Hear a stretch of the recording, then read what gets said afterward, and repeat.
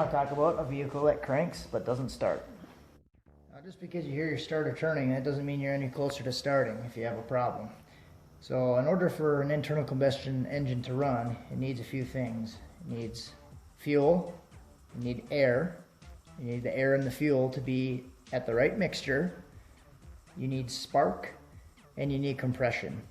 So the compression is going to show you that your engine is mechanically sound and your timing is mostly okay.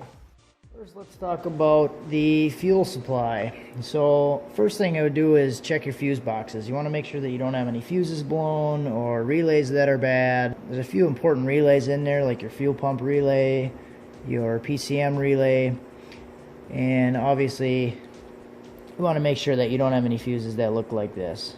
Obviously if they look like this, they're blown, they're bad, and this could be one of the causes of your no start condition. Now that you verified that all of your fuses in your fuse box are okay, you'll want to make sure that the fuel in the tank is actually getting up to the fuel rail and getting to the engine. One way to do that is by using a tool like this. It's actually a fuel pump pressure tester. It has a little fitting on the end here that hooks up to the Schrader valve on your fuel rail, so you'll be able to prime the system and see if you actually have pressure. Now this is a Schrader valve. It's basically like a valve stem on a tire where you would put air in. Same concept. You have a little cap on there. Then you can take your fuel pressure testing unit and make sure you have the right size fitting. Kits usually come with a few different sizes. Once the fitting is threaded all the way onto the Schrader valve, I usually put this up here by the hood so I can see it from the driver's seat, and then I'll be able to see if it primes. Now that I'm up front, all I have to do is turn the key into the accessory position. And you can see that the needle did jump, so we do have fuel pressure, which means that the fuel is getting from the tank to the engine. Now, this is pressurized, so just make sure when you take that off, you put a little bit of a towel down to catch some of the overspray, because it will spray out. Okay, so now that we've verified we have fuel up to the fuel rail, there's still a chance that your injectors might not be getting a signal to fire. So there's a way to test your fuel injectors to make sure they're working. So we'll unplug one of the fuel injectors, and we'll use this little device here. It's called a Noid light. This light basically just plugs into your fuel injector plug, and then every time your injector plug gets a signal to fire, you'll see a light turn on. So now what I'll do is I'll take this light and the injector plug, start the truck, and I'll plug it in so you can see what it looks like.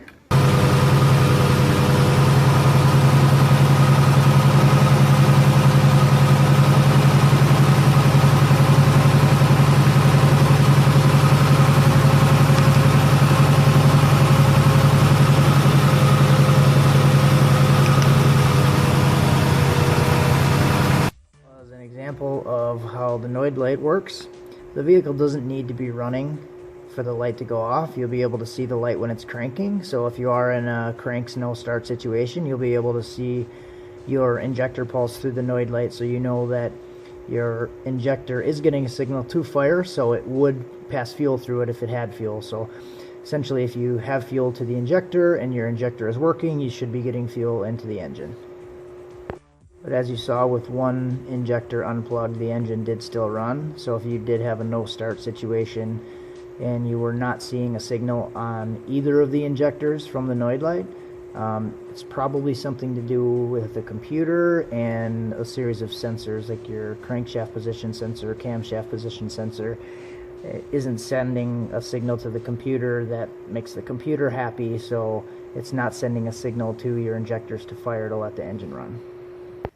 Okay, we've checked the fuse boxes, we've checked the relays, we've checked for fuel pressure, we have checked the Noid lights to make sure that the injectors are getting a pulse and they're able to pass fuel.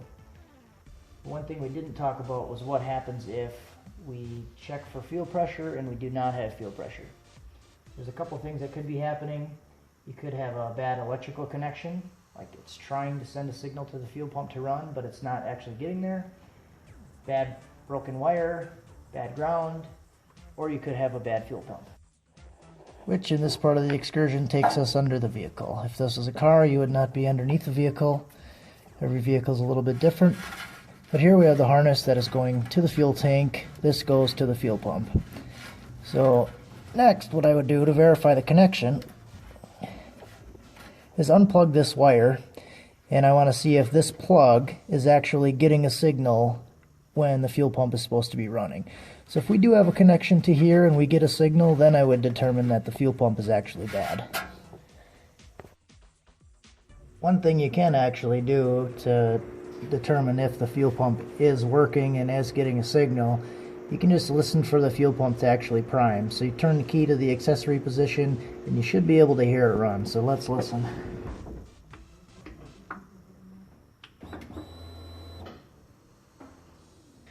Now if you hear the fuel pump prime, you know you're getting a signal through the wiring to the pump. The pump is actually priming and working. If you're still not getting fuel up to the front, you might have a really badly clogged fuel filter, and maybe that needs to be changed. Now what you'll do is you'll take this plug apart, use a digital multimeter set on DC volts, and find your positive and a ground. You should get a DC voltage signal for about 2 seconds while the pump would be priming. So if you can verify that, then you know your electrical connections are good. If you are still not getting the pump to prime, then you would have a bad fuel pump. And at that time, pull it out and change it. Alright, this section on the fuel system is getting pretty long, so I think I'm going to break it down into a couple different videos. So just to recap what we learned, make sure we have fuel in the tank. That's pretty important. Make sure that the fuel that's in the tank is getting up to the fuel rail. Checking your injectors, making sure that the fuel that's in the rail is able to pass through the injectors and your injectors are getting a signal. If not, you could have a bad series of sensors, crankshaft position sensor, camshaft position sensor, something else that would be specific to your vehicle. If your fuel is not getting from the tank up to the front, you could have a bad fuel pump, or you could have a bad connection in your electrical wiring, whether it be the power or the ground signal. You could also have an issue at the plug where the fuel pump is good, you're getting a signal to the plug, but the connection isn't being made inside the plug. I had that happen on my personal vehicle once. Took me a while to trace it down, but basically the pin that was inside the plug wasn't seated properly inside the terminal, so it wasn't making a connection. So the tools that were used in the video, it's just a basic fuel injection pressure tester. These are pretty nice, about 20-30 bucks, depending where you get it. I'll put a link in the description. They're actually pretty nice. Here's the Noid light tester. Just as a series of Noid lights for different kind of vehicles and plugs.